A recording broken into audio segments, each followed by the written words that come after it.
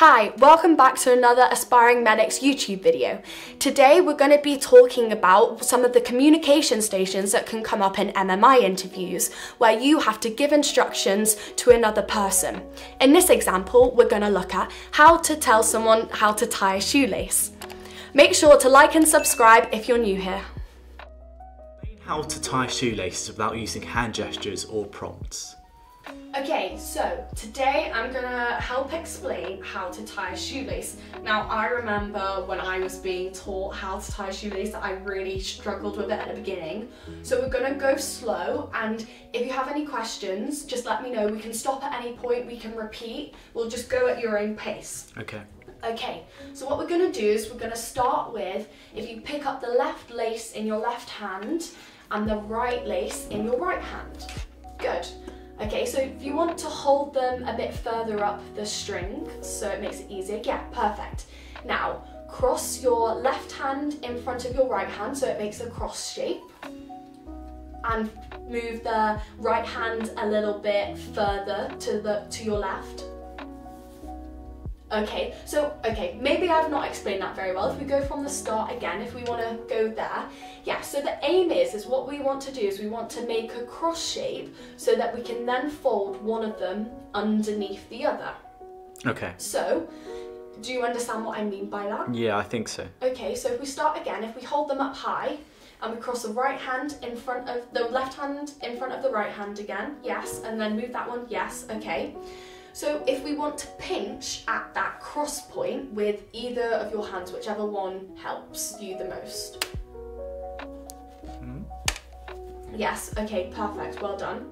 And now what we want to do is we want to bring the string that was on the right underneath that loop. That was on the right? Yes, so the string that is from the right hand side of the shoe. Oh, this one? No, it's the other one. Oh, sorry, this one. That's okay, don't worry.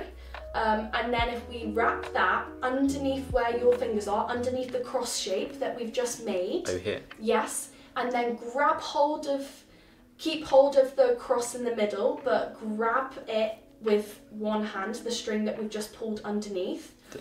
And then if we grab the other string that's left that we're not touching, yep, and then pull them outward.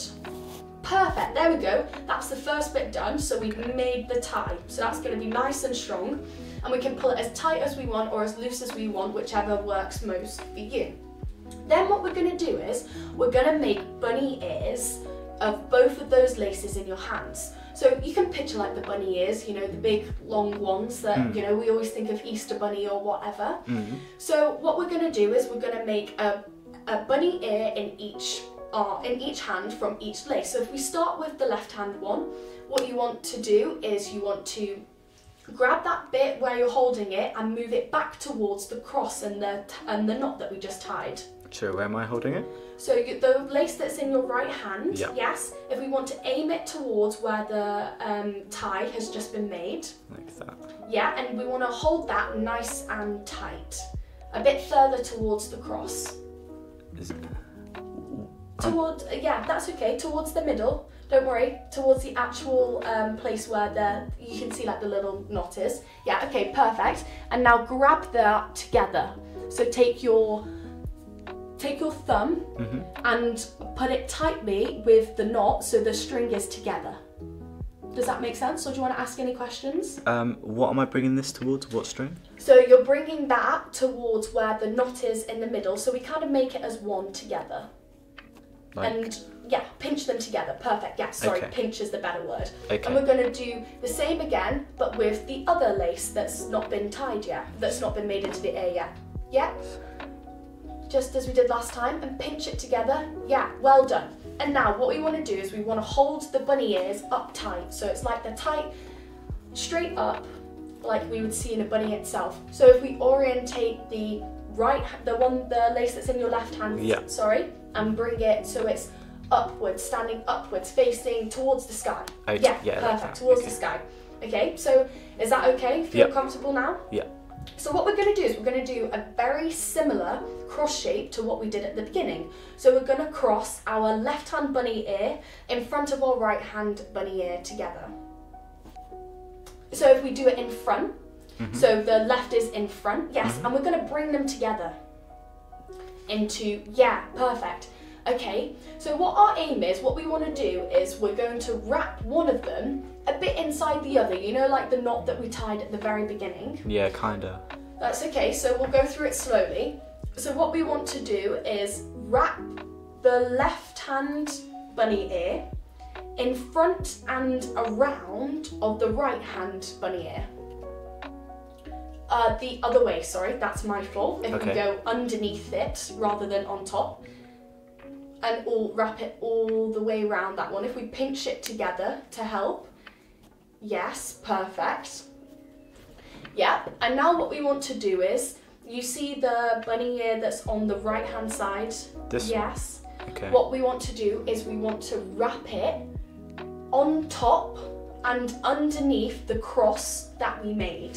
On top. Yes, perfect, really good. And now what we want to do is we want to tuck that bunny ear. Can you see in that gap that's underneath? This one? Yeah. Okay. Correct, well done. Really good. Yes, well done. And now if you grab the other end of the bunny ears, yes, both bunny ears, and tie them tight. How do I tie? So if you just pull your hands outwards. Like that? Yes, perfect. Well done. There we go. Do you have any questions? Oh no, makes sense, thank you. Brilliant, you did really well there. It takes a little bit of practice at first, but once we do it a couple more times and we can talk it through, if we have any questions, become perfect in no time. Well done. Okay, so I think the first thing that's really important to do is outline the task in hand. Make sure that the person that you're talking to feels comfortable, they know what's going to happen, and they're really prepared.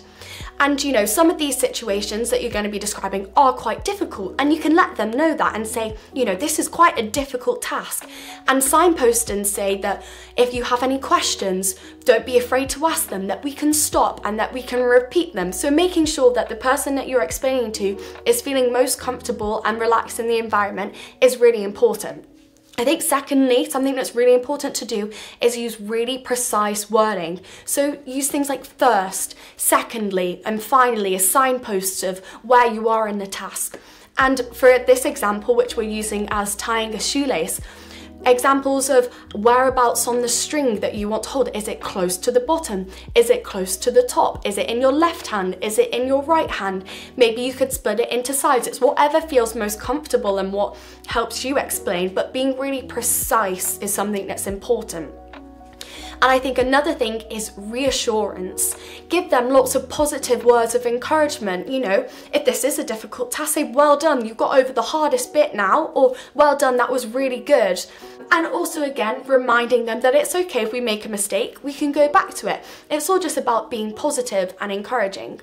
So I think those are the three main ways and three key steps to be effective. But I think with this, it's all about just reading off the other person, showing that you have really good communication skills and that you know how to adapt and alter your communication skills based off another person. Well done. Thank you for watching till the end of the video. Make sure you like and subscribe. And if you have any questions, feel free to pop them in the comments and we'll try and get back to you as soon as we can. And also if something that you'd be interested in is online interview courses, we offer them and there's a link in the description if you'd like to see. Thank you.